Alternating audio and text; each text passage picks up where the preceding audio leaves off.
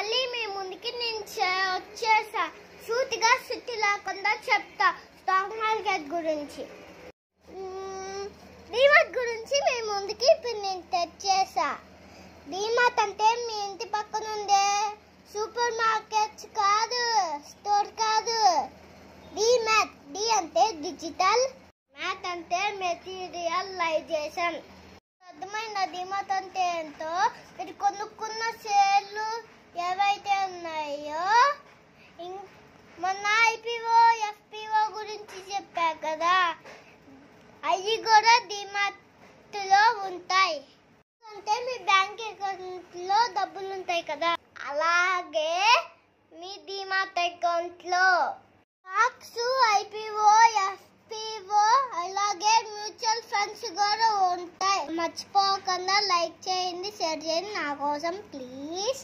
రోజు మీ ముందుకి నేను వస్తున్నా కదా ప్లీజ్. కొత్త కొత్త విషయాలు చెప్తున్నా కదా ప్లీజ్.